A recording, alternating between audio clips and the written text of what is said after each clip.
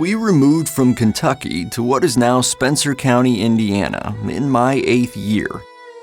The move was made partly on account of slavery, which was legal in Kentucky, but not so in Indiana, but chiefly on account of the difficulty my father had suffered in securing clear title to his land. We reached our new home about the time the state came into the Union. It was a wild region with many bears and other wild animals still in the woods. There I grew up. A few days before the completion of my 8th year, in the absence of my father, a flock of wild turkeys approached the new log cabin. With a rifle gun standing inside, I shot through a crack and killed one of them. I have never since pulled a trigger on any larger game. I was raised to farm work. Life in the unbroken forest was a never-ending fight with trees and logs and grubs. Although very young, I was large for my age and had an axe put into my hands at once. From then till within my 23rd year, I was almost constantly handling that most useful instrument. In my 10th year, I was kicked in the head by a horse, and apparently killed for a time.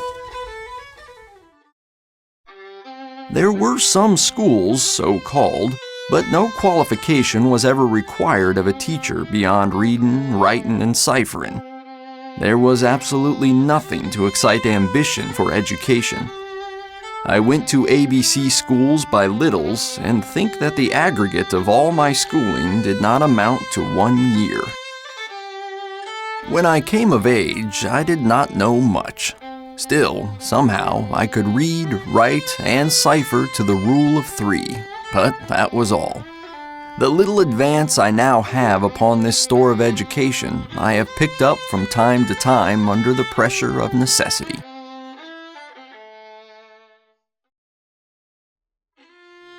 In the autumn of 1818, my mother died, and a year afterward, my father married Mrs. Sally Johnston at Elizabethtown, Kentucky, a widow with 3 children of her first marriage. She proved to be a good and kind mother. When I was 19 and still residing in Indiana, I made my first trip upon a flatboat to New Orleans. I was a hired hand merely, and with a son of the owner and no other assistance, made the trip. The nature of the cargo load, as it was called, made it necessary for us to linger and trade along the sugar coast. And one night we were attacked by 7 Negroes with intent to kill and rob us. We were hurt some in the melee, but succeeded in driving the Negroes from the boat, and then cut cable, weighed anchor, and left.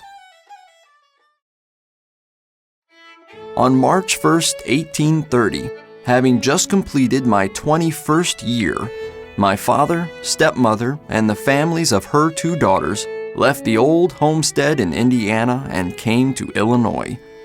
Our mode of conveyance was wagons drawn by ox teams, and I drove one of the teams.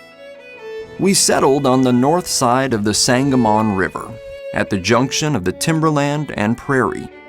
Here we built a log cabin and made sufficient of rails to fence 10 acres of ground, fenced and broke the ground, and raised a crop of sown corn upon it the same year. These are, or are supposed to be, the rails about which so much is being said, though these are far from being the first rails I ever made.